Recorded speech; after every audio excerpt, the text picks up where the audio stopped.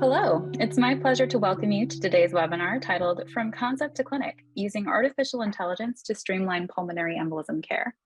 This webinar is sponsored by the PERT Consortium and supported by VizAI. I want to thank the PERT Consortium for partnering with us on this webinar. I'm going to start off by introducing our speakers. Dr. Rachel Rosovsky is a hematologist at MGH and the president-elect of the PERT Consortium. Dr. David Golan is the co-founder and chief technology officer at VizAI. Dr. Patrick Muck is the Chief of Vascular Surgery at TriHealth, and I'm sorry to say that Dr. Ricotta unfortunately had a conflict this evening and isn't able to join us. Luckily, Dr. Jake Foreman, his vascular fellow at Delray Hospital, is here to present on Dr. Ricotta's behalf, so thank you, Dr. Foreman. My name is Stephanie Vasquez Mostofi. I am a Director of Marketing here at Viz, and before we begin, just a few housekeeping notes. Today's webinar is being recorded. If you have questions for our presenters, please submit them in the Q&A chat function at any point, and questions will be addressed at the end of the presentation. Finally, if you're interested in seeing a demonstration of the Viz PE solution one-on-one, please use the chat and we can schedule that tonight if you'd like. Now, we plan to cover 3 topics today. Dr. Rosovsky will cover the challenges and unmet needs in PE. David will give us a brief overview of the AI that powers Viz PE. And finally, we'll hear examples from Dr. Foreman and Dr. Muck on how they use the Viz PE solution to coordinate care. Thank you all for joining us tonight. And with that, I will pass it over to Dr. Rosovsky. Oh, thank you very much. Absolute honor and privilege and pleasure to be here. And it's wonderful to be sponsoring this PERT and VizAI and endovascular today. And thank you for the audience for being here. So I'm gonna kind of set the stage for everyone in terms of how AI can be used, because I'm going to talk about the challenges and unmet needs in PE, and I really want you to appreciate what those challenges are, and then realize some of the opportunities. And then the speakers after me will really delve into how AI can fit into these. So here are my disclosures.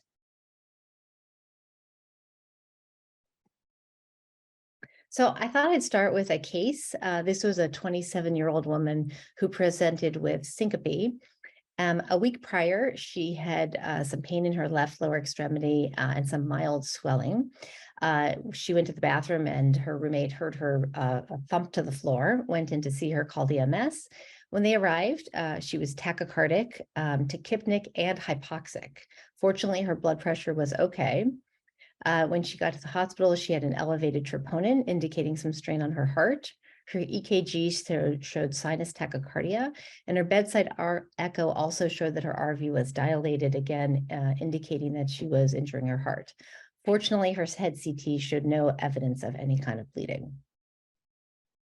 So you don't have to be a radiologist to see this, but clearly this woman had a saddle PE. And in this lower one, you can see that the RV right ventricular to left ventricular ratio was greater than 1, again, indicating some strain on her heart.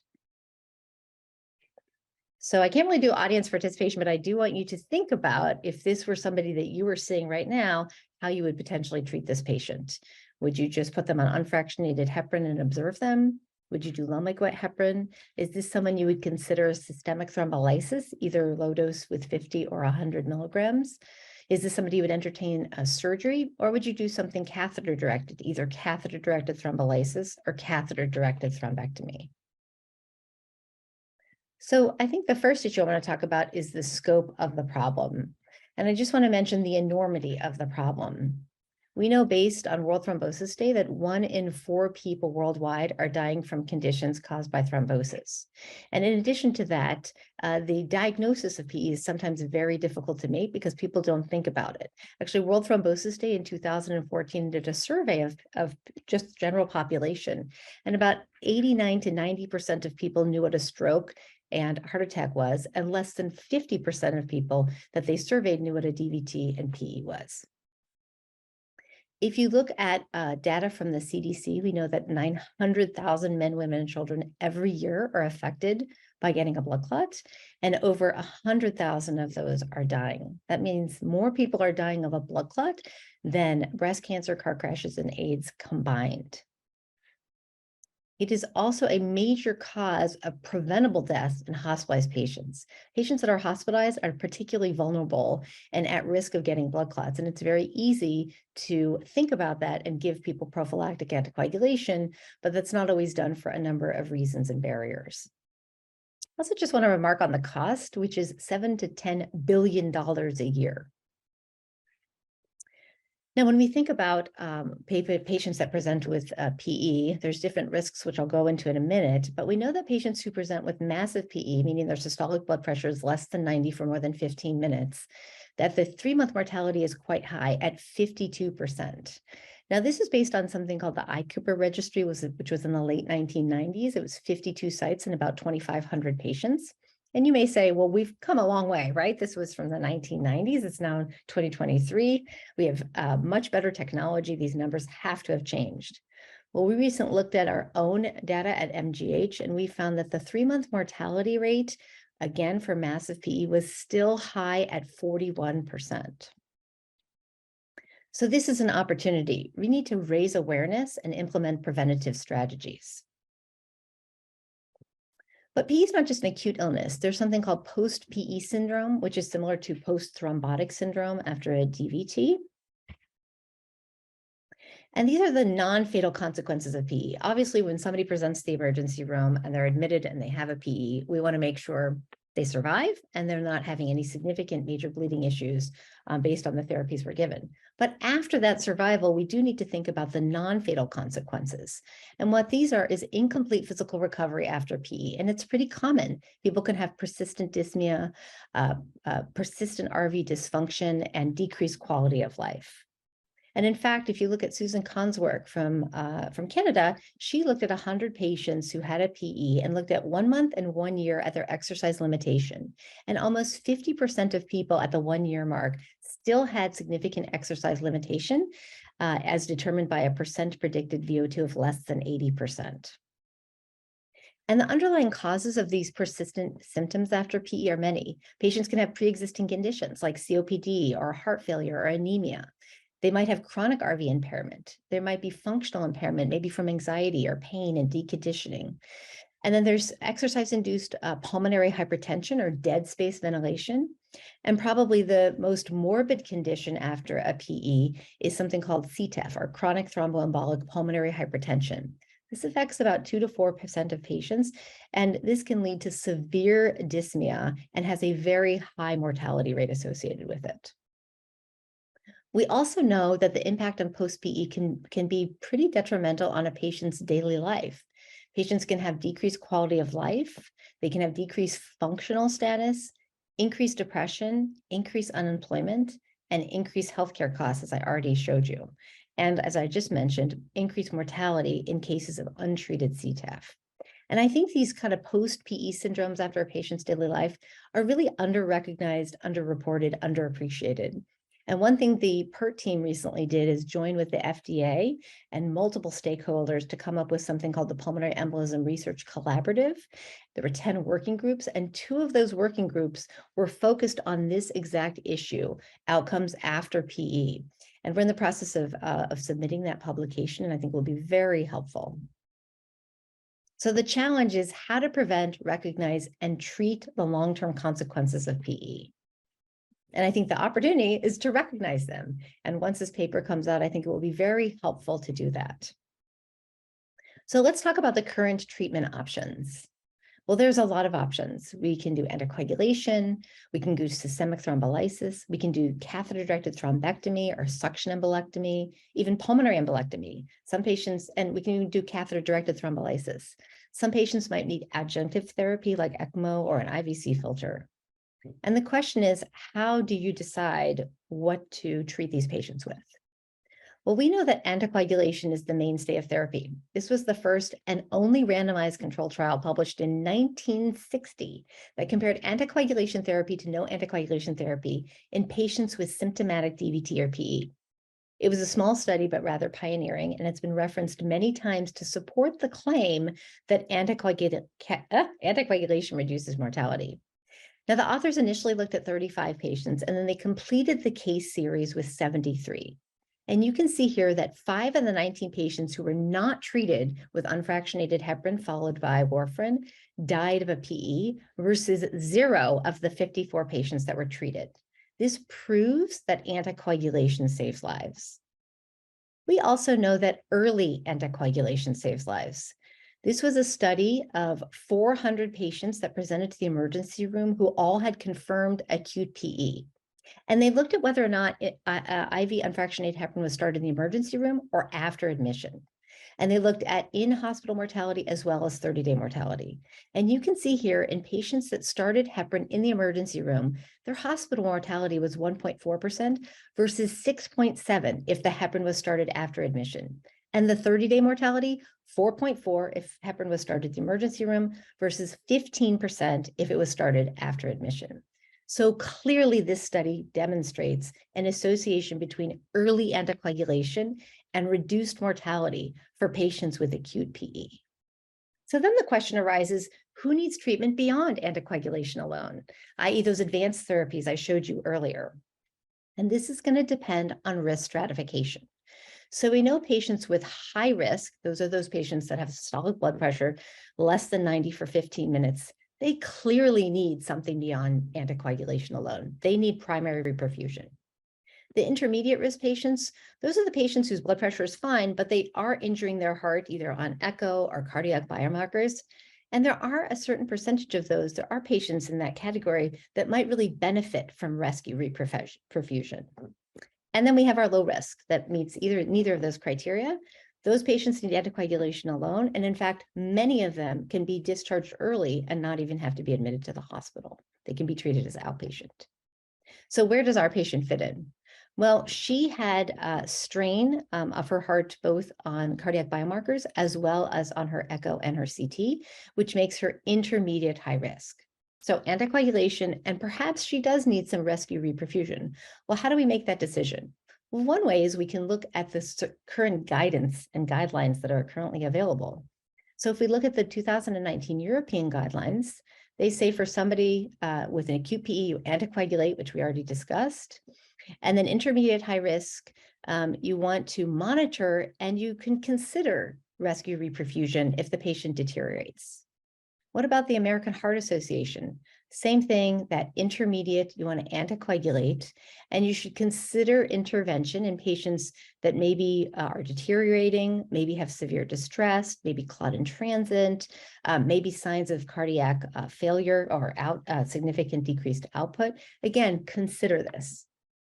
And if you look at our own PERT guidelines, same thing. You want to anticoagulate all these people, and that intermediate high, consider catheter-directed surgical embolectomy, consider catheter-directed thrombolysis, or reduced dose systemic thrombolysis.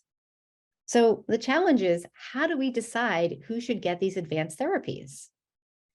And it's all about weighing the risks and benefits of what is the bleeding versus the benefits of the therapy. And so this is the real challenge, I think, with acute PE when we are seeing this. And the issue is the best treatment of this is unknown. There's a really lack of high quality comparative data, and rapid advancements has occurred in interventional tools, but there's really varying and conflicting guidelines. And that was really the impetus behind the Pulmonary Embolism Response Team. And there's really no coordination of care in our hospital. When somebody presented with a severe PE, it really, how they were treated depended on who got called and where they were in the hospital. There was no consistency in decision-making, no single team, no acceptable algorithm, no systematic evaluation of the results. And so this is really where PERT came in. And I can during the question and answer go more into PERT, but really PERTs now are, we're now PERT Consortium, which was developed in 2014. We have a 501c3, and we now have PERTs literally all over the world. And if you're interested in starting a PERT, please go to pertconsortium.org. We have a whole team called PERT Partners, and they'll help you set up your PERT. So really inviting anybody who's listening to this webinar. I think what I shared with you already, in addition to having PERT, is we need randomized trials to answer these questions that I brought up. And fortunately, there are many ongoing, and they will hopefully provide the information we need to decide who needs escalation of care besides anticoagulation alone. And while we're waiting for that, I do want to point out that one of the one of the most exciting initiatives that the PERT consortium has taken on in the last 3 years has been the creation of a multi-center registry, which is called the PERT Consortium Quality Database. And in just over 3 years, we have over 10,000 patients that's been entered from about 45 sites across the United States, with about 50 to 70, I think, that we're onboarding. And just to give you a perspective, the iCooper registry that I mentioned earlier from 20 years ago, that was 52 institutions and just under 2,500 patients with acute PE. So we have way surpassed that. And it's really been due to an incredible effort of all the sites. And this may be the largest modern day database in the world recording outcomes for just PE alone. So again, if you're interested, go to pertconsortium.org. And then just to give you a brief overview of what this entails, each site puts information into a REDCap database, and each site gets a dashboard 4 times a year with their own data and the national average. But I want to remind you, this is the national average. It's also important to remember that this is not a database of all PE patients in an institution, only those for whom the PERT team was activated. So it's really the sicker patients, and it's the more symptomatic patients and those for which there's not that clear-cut therapy of what to do with them, like the patient I presented. So it's not surprising that 55% of our patients in the registry are intermediate. And so this is what the dashboard looks like. And this was when we had 5,400 patients. And you can see here that 55% were intermediate. And I just want to point out here that we had 16% missing or not reported at this time. This is a huge quality improvement. And I also want to say that within a few quarters, this is not the first dashboards we've looked at, but this used to be over 20%, actually it was 22%. So it's actually come down to 16%. And so really the power of the database is to positively incentivize sites and get people to work together and improve outcomes. Because again, how you're going to decide to treat somebody is going to depend on the risk stratification. So if you're not risk stratifying them, how do you know how to treat them? I also want to share some data on anticoagulation. Here is the percentage of patients who were started on anticoagulation before PERT was called. And you can see here, it's just under 59%. Now, this definitely has drifted up over the past few years, but recall how I shared earlier how important early anticoagulation is. So again, another great opportunity to improve quality. And I also want to point out this slide is looking at advanced therapy within the first 24 hours by risk. And you can see here that just under 60% of high risk patients are getting advanced therapies. But we've already talked about how we're missing 40% of patients that need primary reperfusion. Now, we don't know, maybe they're, have contraindications, things like that. But again, another great opportunity to think about improvement. And intermediate risk, I will say, 31% of them had advanced therapies. And again, that's that population of people that we really need to think about who in that category is going to benefit and maybe have less of those long-term complications. And that's, again, really something that we're going to be able to delve into in this database, as well as the randomized controlled trials. So the opportunity for you is to start a PERT if you haven't already, join the PERT database, and really engage in research. And the PERT consortium is actually involved in several randomized controlled trials right now. So how can you get involved? What I just said, go to PERT Consortium. We have our 9th annual PERT Consortium meeting is going to be in Austin, Texas in September. This is going to be world-class leaders in PE. It's literally 3 days of everything you want to know about PE. So I encourage you to definitely come to Austin. We'd love to have you. Also, it's important, March is VTE Awareness Month, and October 13th is Virtel's birthday. And so we always at Mass General have a way to raise awareness. Before COVID, we had a big table in our lobby, and I kid you not, I actually diagnosed 2 DVTs on the fly. I had a security guard come up and say, "What is a DVT?" And he pulled up his pant leg and it was red and swollen. I walked him to the emergency room and he had a DVT. So really important to raise awareness about this, educate patients and providers. And as World Thrombosis says, don't wait until tomorrow, open your eyes to thrombosis today. So let's go back to our case. She was this intermediate high risk. Fortunately, her head was reassuring, head imaging was reassuring. And she was expeditiously started on low molecular weight heparin, as we talked about already, and our PERT team was called. And we spoke with her about all her options. We often will involve patients into these discussions, and we presented them to her, and she had a lot of concerning high-risk features: her EKG, her troponin, her strain on multiple modalities, her tachycardia. And we really felt that an advanced therapy may decrease her potential long-term complications from right heart strain, and she had a very low bleeding risk.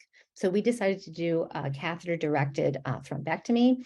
This is our cath lab. This is actually Ken Rosenfield, who started PERT. This is him, and we have a number of people in the cath lab. This was her pre-CTA, as you can see here, and here's her PA-gram. And so if you haven't seen one of these before, her vessels, these should all be black. That means that blood is flowing through, and you can see here after the procedure that she had significant flow and we restored her reperfusion. And here's what her clots looked like.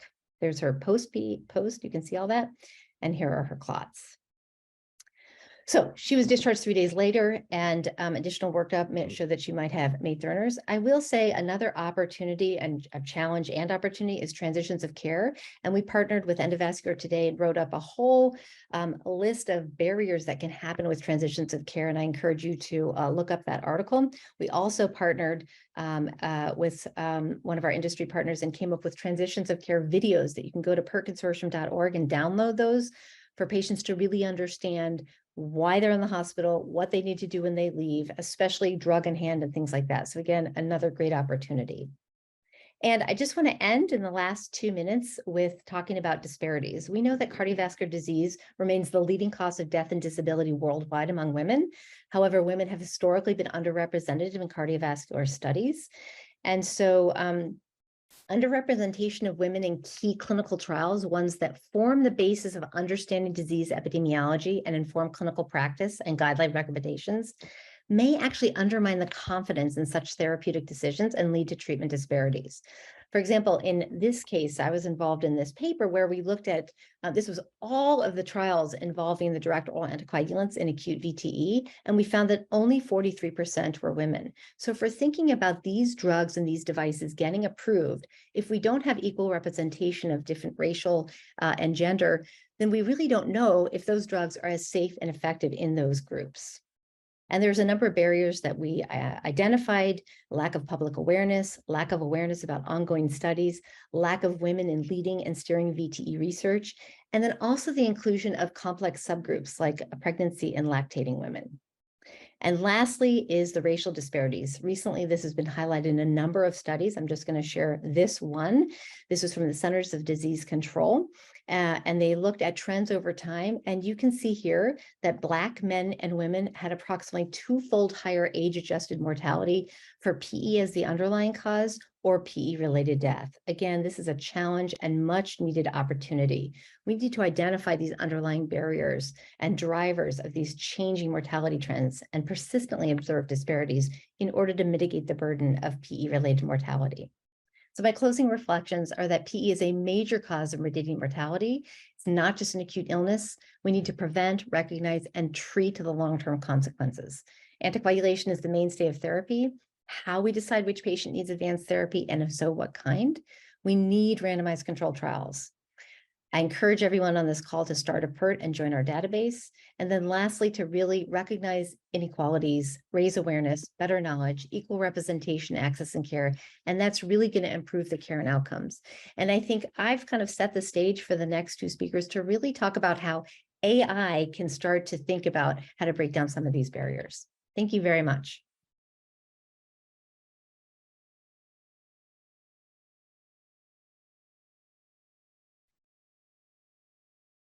Hi, everybody, and thank you, Dr. Rosowski, for this wonderful introduction. It was very illuminating. My name is Dr. David Golan. I'm the Chief Technology Officer and one of the founders of VizAI. And it's really my pleasure to be here with this distinguished audience and this circumstances talking about PE response teams and how AI can facilitate better care for PE patients. I will briefly take you through the background story of VizAI, and then we can talk about how we're leveraging AI in the context of PE. So to let's get to the story. So many good startups start with the healthcare system. They start with a patient story. So the beginning of this AI started at Stanford. These are the nice lawns at Stanford, and we have a patient, 31-year-old male, being admitted to Stanford Hospital with a suspected stroke. And I have here the timeline. 7:30 symptom onset, left arm and leg weakness. The patient is admitted to Stanford Hospital, and very quickly, they are very skilled, a very good stroke unit there. The patient gets a full gamut of scans, both the CT and MR, non-contrast angiography and perfusion scans are completed, but the patient is actually getting worse. At this point, they can't speak. And I always show this picture on the right. This is the MR perfusion. And typically I speak to non-physician audiences and I ask them if anyone is willing to take a risk and to try to interpret this image despite not being a doctor. And even a less educated audience, they realize it's a brain, they realize it's showing flow times or something like that, and they realize that there's a difference between the hemispheres that is probably causing the symptom. So despite the fact that this is a relatively obvious imaging finding, at Stanford Hospital that day, it actually took about 3.5 hours before the patient had the first consultation with the neurospecialist, which gave a definite diagnosis and treatment plan. And again, this is simply put, this is not right. In stroke, time is brain. In PE, time is lung. In many acute case scenarios, we're racing against time to deliver faster treatment. And Dr. Ozovsky have demonstrated that earlier intervention definitely has an impact for the better on the patient outcomes. So the key question that we're left with after this discussion is, how can it be that at 8:45 a.m. we're taking all these images and the imaging finding is there, glaring at us from the slide, but yet it takes so long until the team gets involved. And in case you didn't guess, this patient was me. This is me on the left, about 7.5 years ago, discharged from Stanford Hospital. And I was a postdoc then at Stanford doing my research in artificial intelligence and deep neural networks, and actually planning on an academic career. But so things took a turn. Life sometimes does that. And together with my co-founder and our CEO, Dr. Chris Mancy, who's a neurosurgeon by background, we met at Stanford. We discussed our experiences, my experience as a patient and Chris's experience as a neurosurgeon.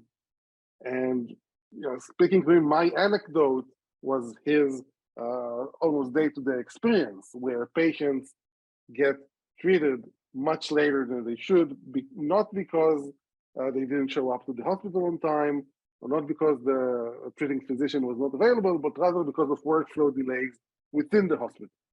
So together we buttoned up and decided to start a company. We call it Viz AI, and that we're going to try and leverage really exciting revolutions in technology that were happening back then to try and make sure that patients receive treatment time and that the physicians can exercise their skill and their craft and do the best for the patients.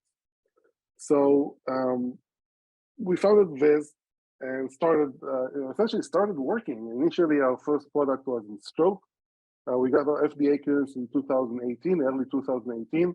This was a very big deal, as it was the first FDA clearance for what's now known as computer-aided triage, where basically we're using artificial intelligence to go over studies in real time, identify findings that require immediate intervention or immediate notification of a specialist, and alerting directly the relevant physicians. We developed a mobile app where you'll see it in a bit, where the physicians get alerts that can actually wake them up at night. They can view scans on the app and they can communicate with each other. And we got the go ahead from FDA. Actually, everybody was very excited about that, because this was sort of the first time this type of AI was brought to the clinical, not to the clinical research, but rather as a commercial product. And Viz has been growing ever since. Since February of 2018, We've expanded. We're now live in over 1,400 hospitals across the world, mostly in the US and the EMEA region. And we're actually processing patient scan every 19 seconds. So three patients per minute on average. We've grown to over 400 employees all around the world, with R&D hubs in Portugal and in Israel. And we have 10 FDA approvals in stroke, in cardiovascular care, PE, aortic dissection, RV/LV ratio, and so on. So I want to dive a bit into what artificial intelligence actually is in this day and age, especially in the last few months with everything that's been going on around ChatGPT and other applications. It sort of became a household term. And I do want to walk you through how we think about it at Viz AI. So basically, artificial intelligence is an umbrella term for computers to perform cognitive or perception tasks. And by perception or cognitive tasks, I mean tasks where we don't have a clear-cut algorithm. Different from multiplying, 2 10-digit numbers.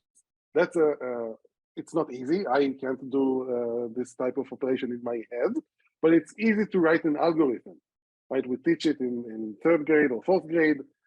We teach our kids how to run an algorithm to multiply 10-digit numbers or any number of digits, and they do it, and typically they can do it without error. So it's very easy. This is an ideal task for a computer. Our computers can do it in microseconds, very, very effectively without error.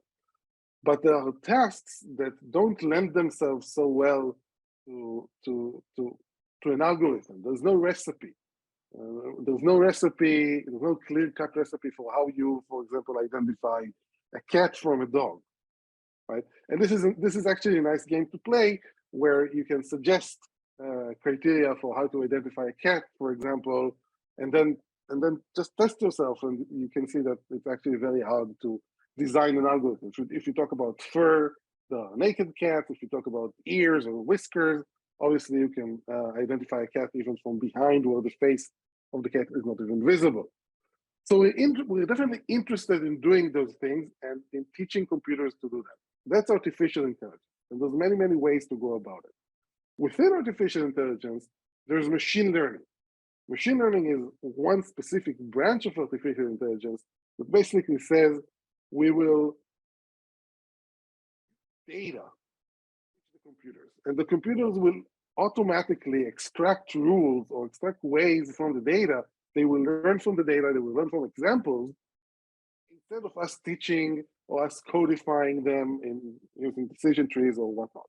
So really, this is about creating high-quality data sets, unleashing and developing algorithms that would crunch those data and spit out a rule that would say, hey, given your data, we can say, what the output is.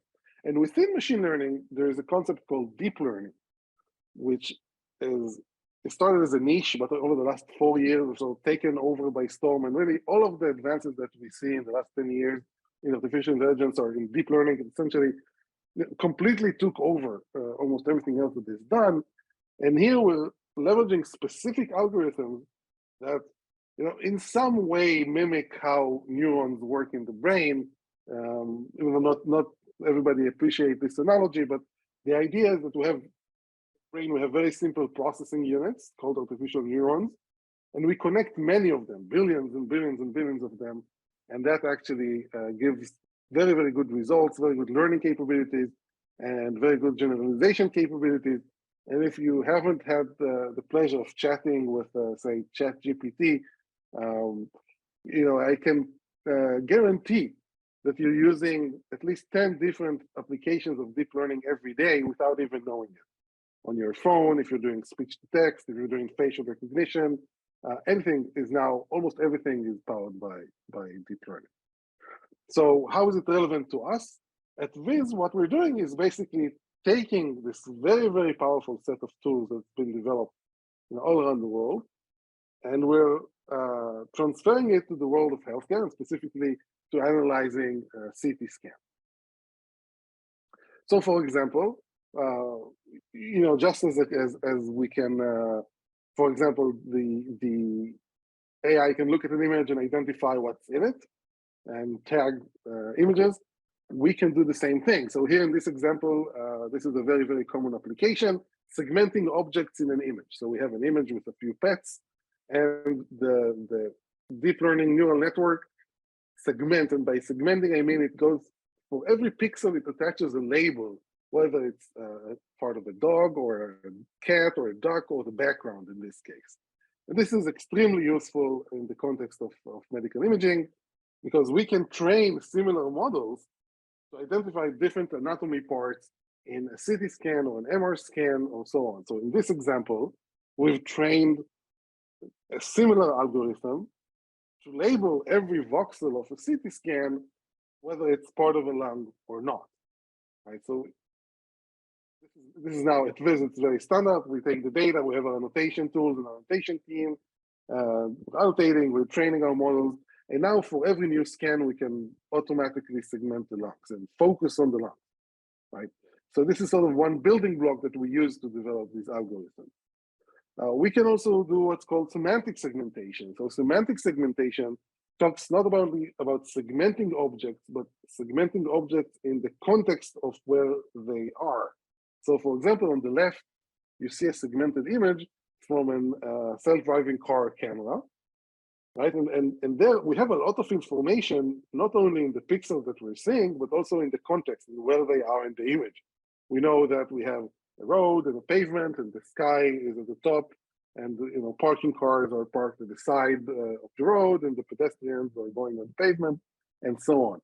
Very similarly, we're leveraging the same type of models to segment specific anatomic features or anatomic abnormalities within those CT scans. So we can segment specific blood vessels. In this case, we're showing here with segmenting a pulmonary embolism. So we can localize it. We can actually train the model to segment specific patterns. And just like the self-driving car knows that a patch of dark pixels here means something completely different to when it's there, the same goes here. Not every dark patch of voxels is a pulmonary embolism, right? It has to be in a specific location, specific pattern, and so on. So we're taking this set of very, very powerful tools, and we're bundling this together to build essentially a machine that can identify pulmonary embolism. We're building an algorithm that can identify the ventricles and segment them and measure them automatically. So you can have, within a few seconds, have the right ventricle and left ventricle diameters measured, and then you can stratify risk and identify right ventricle strain in a very consistent way that's not operator dependent. Right. And we take all that into the communication platform that we developed for stroke, and now we've generalized for PE response teams and many, many others, for trauma teams and so on. And basically the flow is that hospitals continuously and automatically send their scans to the Viz cloud, where now the scan is not only automatically available for viewing on our mobile app and our web application or wherever you are, but also we have the artificial intelligence engines running on these scans, identifying pulmonary embolisms and sending alerts, measuring right ventricle and left ventricle diameters, and so on. So you get the alert. It's very loud, designed to wake you up at night. And within a click, you have the image in front of you. You have the full DICOM scan. You can scroll, confirm the finding, or whatever, anything else you want to see. But you also have the communication features built in. So you can immediately chat with the team, activate the team with a single click. It's really meant to bring the team together, allow the team to sort of very cohesively have a very parallel flow of information where everybody understands everybody sees what everybody else is writing, everybody communicates very rapidly, making a decision, a go, no go, or having a brief discussion on different treatment options, making a decision to transfer the patient, to not transfer the patient, to do A, B, or C. And really the goal here is to make sure that we're getting the patient to treatment as soon as possible. So PA response teams can do their magic and we can optimize the patient outcome. And in terms of what how we make this work, right? So we have experience from the stroke world. Over the last couple of years, we've been bringing it into the PE world, and really success is built on these four categories here. First of all, we have we've built a product. It's out there, right? But we need to constantly run studies to demonstrate that the product actually delivers value, that patients are getting treated, and that patient outcomes are improving. In the stroke world, we've done this. We've recently published a huge study with 14,000 patients in 166 hospitals all across the US, demonstrating that the implementation of Viz.ai accelerated, reduced the time to treatment, right? But it takes a lot of effort and a lot of collaboration to run these type of studies. And these are the type of studies that eventually are translated into decision-making and into potential reimbursement. We need to understand algorithm accuracy and identify problems so we can fix them. We need to protect patient privacy. So Viz is investing a lot in that. And again, I mentioned already tracking patient outcomes. That's the number one thing, right? We're building this to make sure that you can exercise better care for your patients and that they do better. So with that, I'll stop. I thank you very much for taking the time to join this webinar, and I look forward to the questions section at the end, and I'll hand it over to the next speaker. Thank you very much, David. I appreciate it. And thank you to Endovascular today. Thank you to the people at Viz for having me. I'll jump right in and we'll start talking about some of the real world experiences that we have at our institution using Viz on that platform. So the first thing we'll go over is kind of our workflow and how we work through this on a day-to-day. This is kind of, I'm kind of the boots on the ground guy, so we're very immersed in this. So the way that it works is when we, the first thing for these patients and how everything kind of gets started is the CAT scan, right? The donut of truth. That's how we kind of get the answers as far as what's going on. Whether it's outpatient or inpatient, they get their CT and that kind of triggers Viz to kind of read that scan, look through it, look for any evidence of a PE, and then it notifies us. So the second that happens, I think your last slide showed it takes like 60 seconds to process, and then immediately we get what we call our Amber Alert. So we get notified, whether it's 3 in the morning or 2 in the afternoon, doesn't matter. So it alerts us as the fellows. We're usually the first people to get that alert. And then immediately we're on our phones, we're all slaves to the phones now. And we're scrolling through everything, looking, and you can kind of tell immediately whether or not you're like, all right, this is a bad one, or, I can kind of roll back over and go back to sleep. This is not going to be an issue. So that's probably the most helpful part of that app, honestly. But, and I'll show a couple examples in the next few slides, but when we see these large PEs and you can see evidence of heart strain on there, we immediately start that coordination of care, and we start, texting everybody and notifying everybody through the app and getting all the other teams involved. So for us, and again, keep in mind that this algorithm is more specific to what we do. It's not necessarily for everybody and how it's done all over the country. But so for us, a lot of it's dependent on how not only the patient presents symptomatically, but if there's evidence of heart strain, which we measure through, the biomarkers, troponin, BMP, as well as heart strain, which we work through the echo, and that kind of tells us. So we're in coordination with the cardiology fellows, who are the first people reading the echo, and they give us the heads up from that standpoint. The echo techs themselves, we're coordinating with the EVOR team, which is our endovascular team, just to be like, hey guys, start waking up, you may have to come in, which they like our heads up. And even the ICU as far as triage, which kind of brings us to that last portion. So obviously our patients that are kind of lower risk, they're not that symptomatic, and it's almost an incidental finding.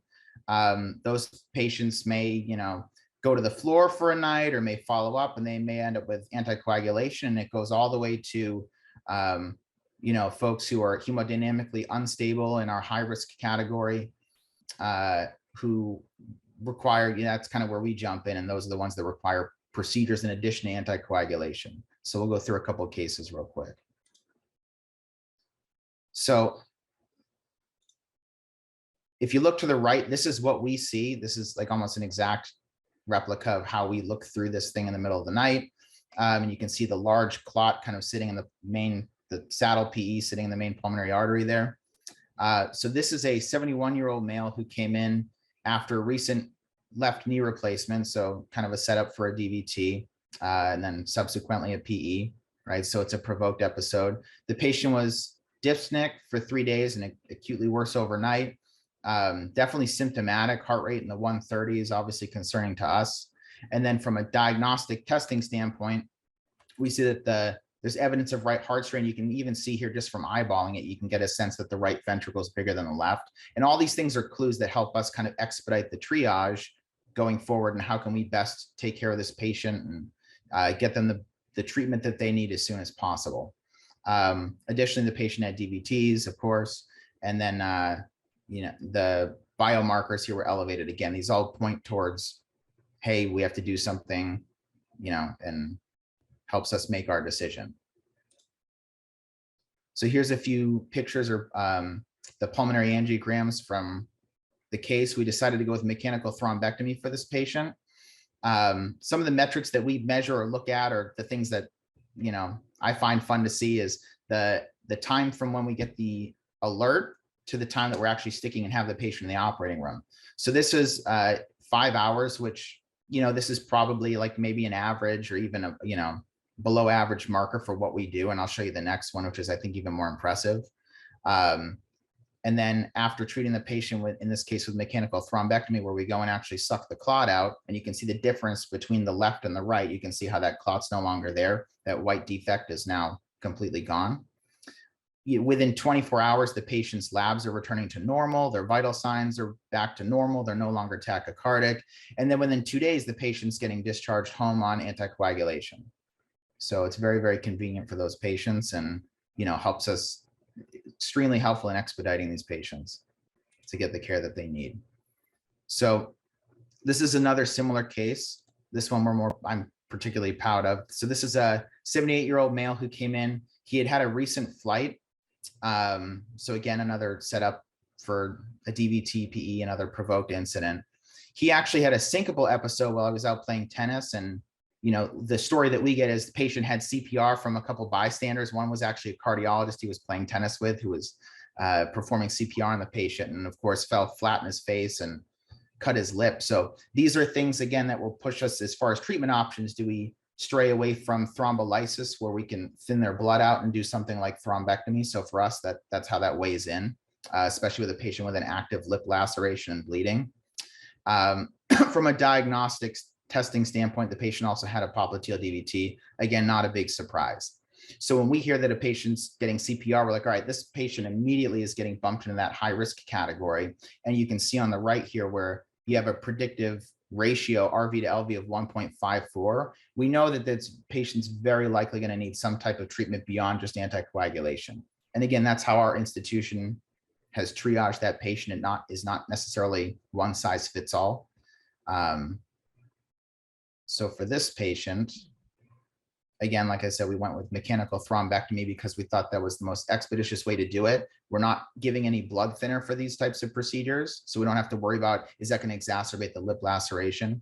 And for us, that vis to stick time was less than 2 hours. It was a little more than an hour and a half. So 102 minutes is pretty impressive to go from the time that we get the alert to actually physically being in the operating room, which means we've, expedited that whole process of notifying everybody, talking to the ER doctor, talking to the ICU, the cardiology folks, getting the echo, all that stuff. It's very, very fast to be able to do when, before we had this technology, it could take an hour and a half just for the ER doc to look and go, oh, that patient has a PE, just to look at the results of the scan. So it's extremely helpful in speeding up that time frame for a patient that obviously needed it. So the outcome on this patient, the repeat echoes continue to improve. The right heart strain improved. Patient became less symptomatic. The biomarkers returned back to normal. And the patient, again, was discharged home within 48 hours. So the big takeaway, so for us, it's capturing all these PEs to be able to see them and be able to expedite that triage. That's the most important thing. It's super helpful to have that in the palm of your hand to be able to look through, because just that alone gives us a great idea of what direction we're going to head in. Obviously, you can't get all the information just from that, but it's a huge benefit. So, obviously allows for quick assessment. We can coordinate care with everybody really quickly. We're already so used to being on our phones all the time, so it's very, very intuitive as far as that goes. For us at our institution, it's really helped get folks the treatment that they need and put them in the right direction.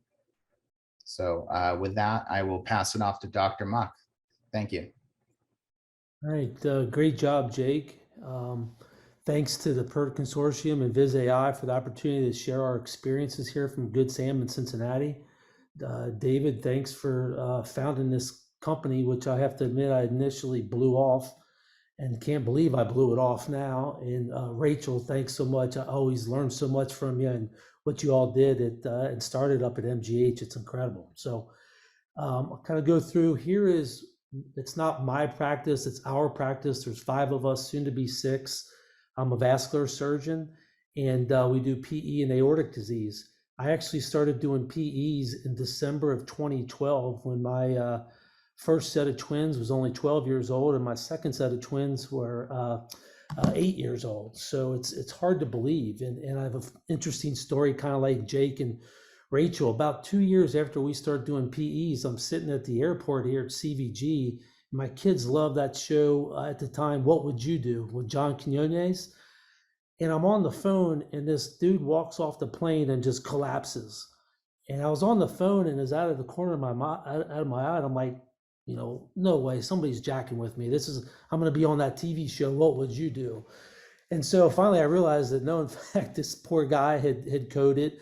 Just like Jake said, he only cracked his nose and had a laceration. Long story short, he's flying into Cincinnati, getting ready to head down to Louisville for the Kentucky Derby. He had a PE. I started CPR, and Delta then subsequently sent me a nice letter about saving his life. So about that time, I thought, I'm a vascular surgeon. I'm busy enough in aortic disease. What the hell am I doing messing around with right heart failure?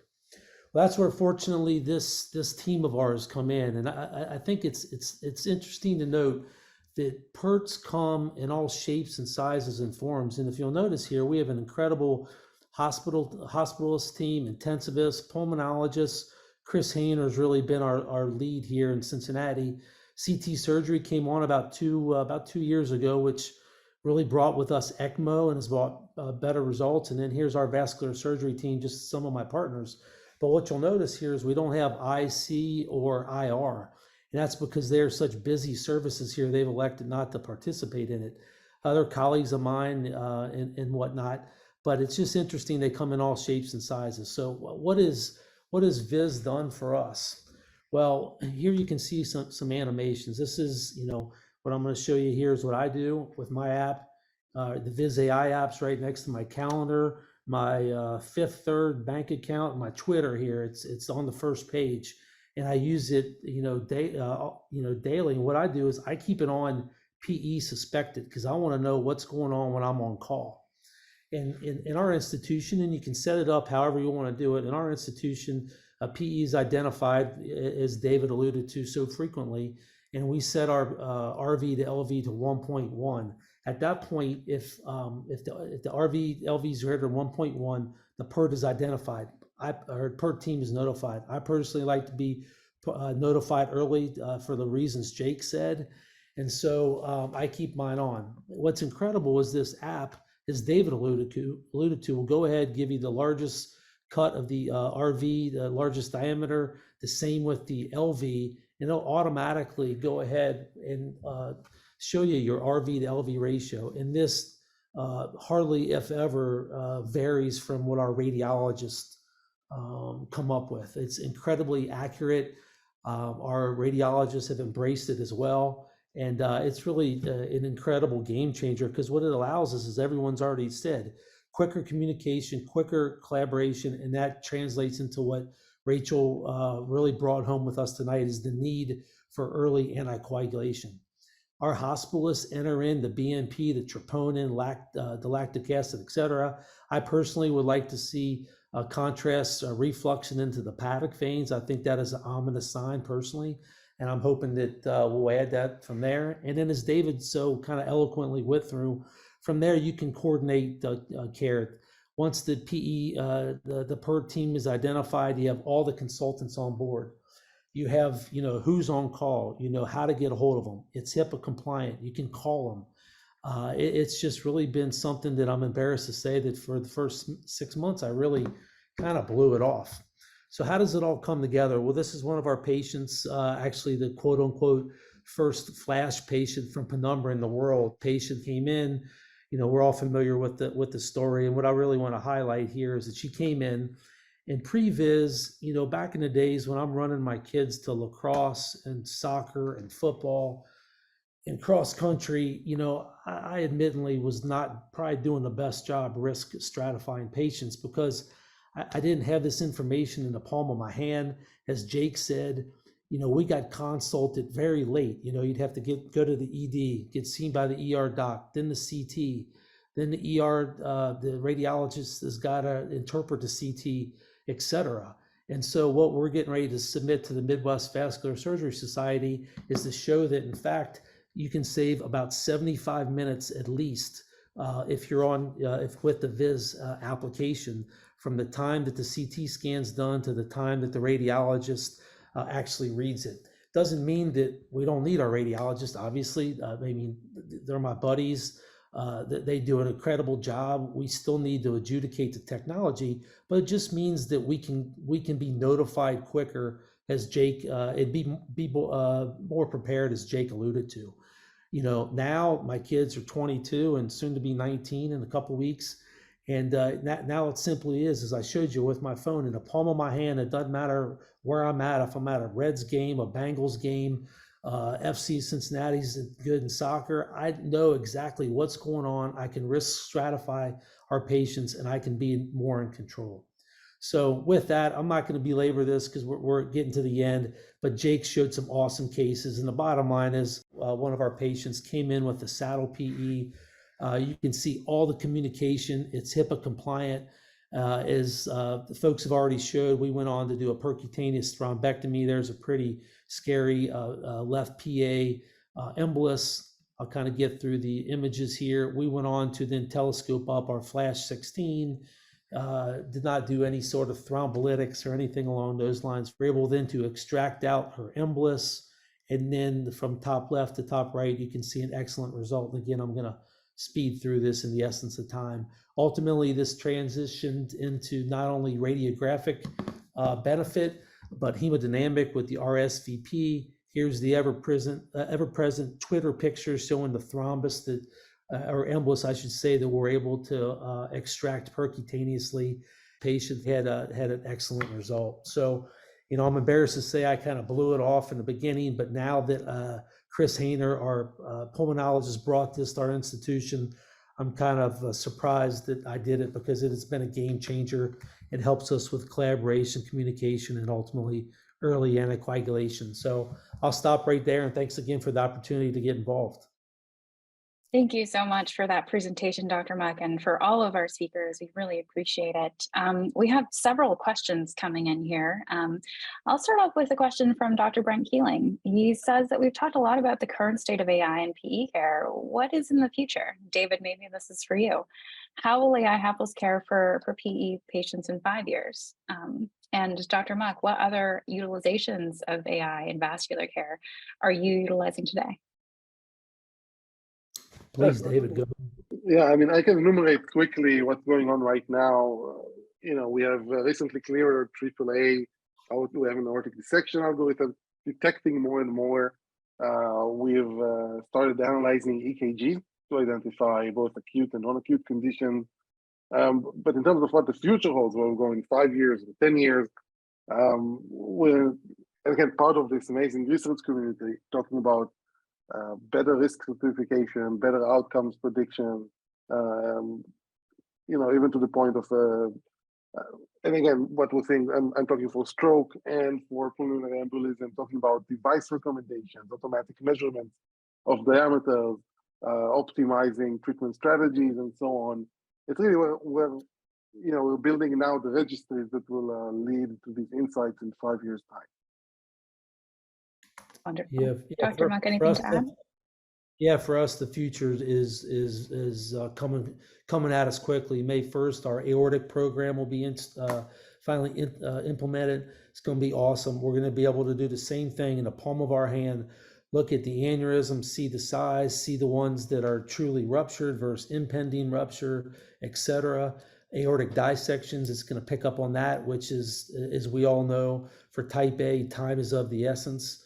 So it's going to help us be prepared, but ultimately it's going to translate into quicker, better triaged care for our aortic folks. No doubt about it. Wonderful. Now let's bring it back to the purpose of why we're here, which is to improve patient outcomes. And Dr. Rosovsky, the other speakers discussed how AI is helping to identify and triage cases, but what do the data tell us about the difference that the PERT team itself makes in the diagnosis, treatment, and ultimately the outcomes of these patients? Well, I think they're connected, and I'll tell you why. But so thank you for that question. So I would say there's been several studies, probably about almost 24 that have shown that PERT teams and these institutions have looked at before and after PERT, that they decrease time to diagnosis, decrease time to heparin initiation, which I already shared. Early anticoagulation saves lives, decreased cost, decreased length of stay, and decreased mortality. So I want to highlight one that was just published recently out of the University of Rochester, looking at the long-term effects of PERT. They actually looked at the 6-month mortality rate, and it was 137 patients before and 231 post. And they saw that the 6-month mortality rate was 14% post-PERT and 24% pre-PERT, which is amazing. But what I want to highlight is the triage to diagnosis was actually an independent predictor of mortality in this study. And they found that the risk of mortality was reduced by 5% for each hour earlier the diagnosis was made. So Dr. Muck explained that the AI is decreasing it by 75 minutes.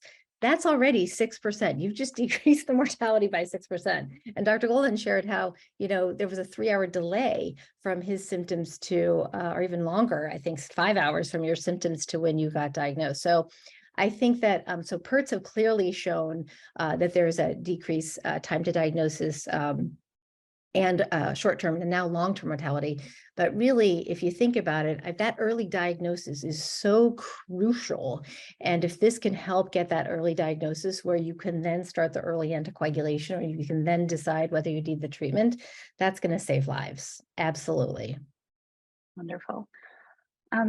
I'm curious, Dr. Foreman, you're likely not the only fellow in the audience, and this is a question for all of the clinicians. What advice would you have to members of the audience who are looking to start a PERT and really don't know where or how to begin?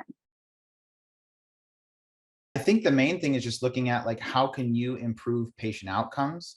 Obviously that's what this is all focused around.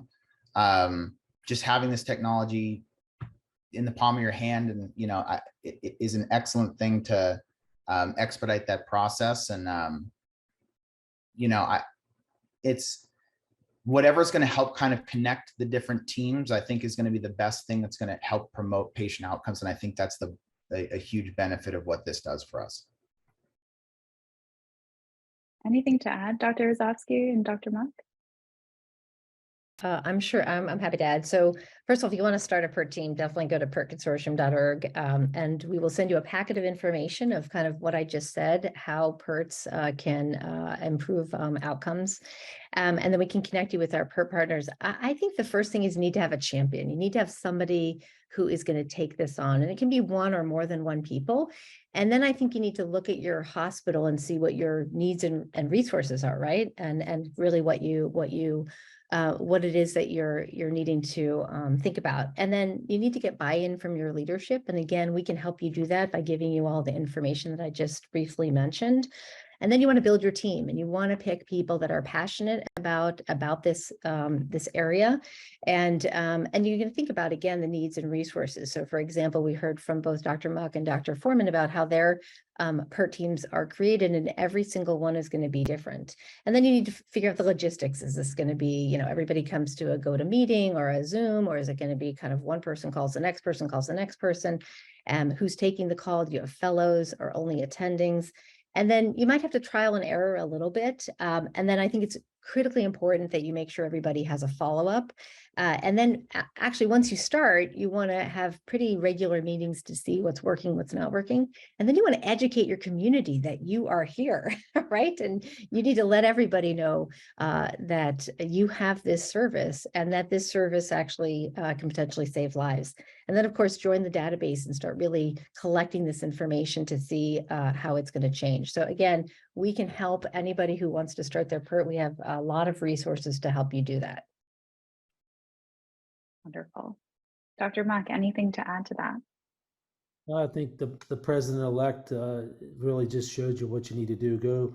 Go to what they've created at the PERT consortium. They'll give you all the tools. My only other thing I'd tell you is touch base with your VisAI rep. You know, fellows are by and large typically younger, right? And they embrace technology and they understand it. Talk to your VisAI rep. They'll give you the tools to go to the older attendings like me and convince us, like I've learned, the power and the value of this. I mean, AI is the future. It's certainly not going to replace anything, or you know, radiology wise. It's just an adjunct that's leading to better patient care. So I would encourage the fellows to contact the reps and then go beat up your attendings. Well, on that note, I'm going to start concluding tonight's session. So this evening, we heard from esteemed experts in the field of PE and AI who shared their experiences and knowledge. Dr. Rozovsky taught us that PE is a major cause of morbidity and mortality and inspired us all to start a PERT and join the database. David shared his stroke of insight, quote unquote, and demystified the way we train computers to find clot and the goal of coordinating care that this has. Dr. Foreman and Dr. Muck shared 3 examples of how they're utilizing Viz at their centers. And we hope that this webinar has been informative and has provided you all with actionable insights to help improve patient outcomes. Thank you to our speakers, our attendees, and everyone involved in making this webinar a success. Let's continue to work together to advance the care of patients with PE. And if you'd like to learn more, visit pertconsortium.org and VisAI. We hope to see you in Austin in September. Thank you all.